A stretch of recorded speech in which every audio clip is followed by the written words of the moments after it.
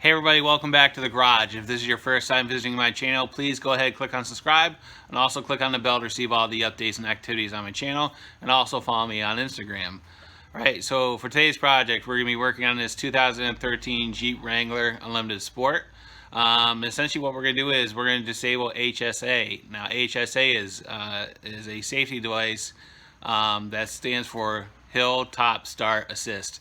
And essentially what it does is, if you have an automatic or a manual, really doesn't matter. If you're on a hill and you're at a red light, what will happen is once you let off the brakes, the HSA is there to stop the Jeep from rolling back.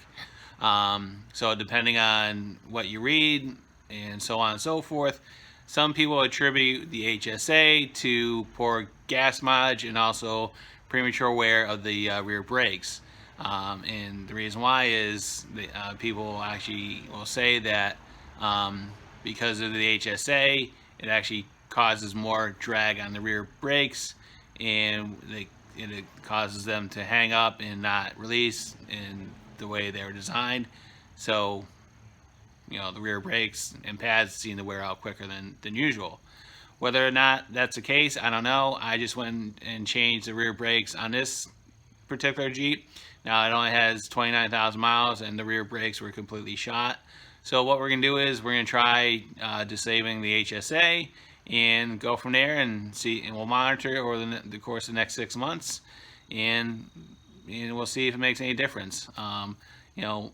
Both my wife and I who drive this thing, we know how to drive. We don't necessarily need that assistant to prevent us from rolling back on the hill. We know how to drive. So for those of you new to driving, you may or may not want it. If you have a manual and you're not that good on it, you probably definitely want to have that feature so you don't roll back and hit somebody. All right, so with that being said, this is a relatively pretty straight thing to do. Let's jump in the Jeep and I'll show you how to do it. Okay, so let's try this. Foot on the brake, pull up on the parking brake, start the Jeep.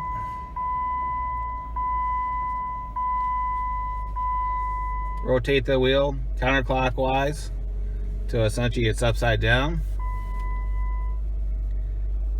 Go down and hit the stability control 4 times. You'll see it light up. 1, 2, 3, 4. Turn it off.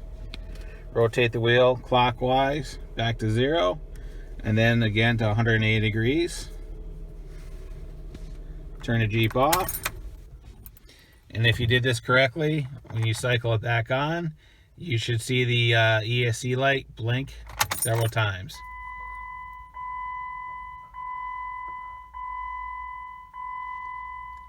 And there you go. HSA is now off. Alright, so first time driving with the HSA turned off. I can tell you from personal experience, we've only had this Jeep about 3 or 4 months, but driving this thing around, it always felt very lethargic coming out of the hole. Almost like it seemed like it was always dragging. And now with the HSA turned off, this thing just wants to coast. I can no longer feel like the brakes are binding on this thing. So, and I just have it in the parking lot right here so I can essentially play around with it and show you how it drives. So what we're going to do is we're going to come up on this hill, and so with the HSA turned on before, so I have to simulate this is a red light. Before, if you had the brakes on and let go of the brake, the Jeep would just sit there and stay put. Now, if you put it on there, it'll slowly creep forward. So, which is kind of what you want. So, so this is pretty good.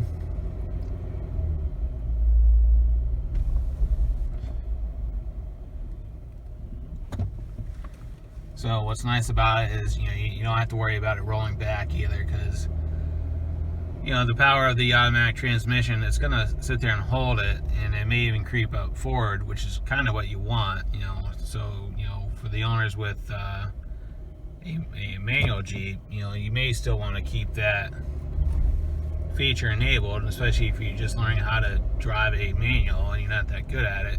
The last thing you want to do is go back and hit somebody while you're trying to learn on the clutch. So, all right, so as you saw, this process is pretty straightforward.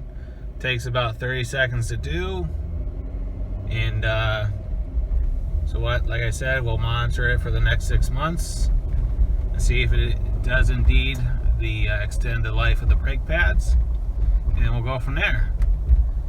So I hope everybody liked this. If there's any questions, comments, concerns, go ahead and leave them in the comments box. I'll get back to you as soon as I can. And as always, thanks for watching and have a great day. See ya.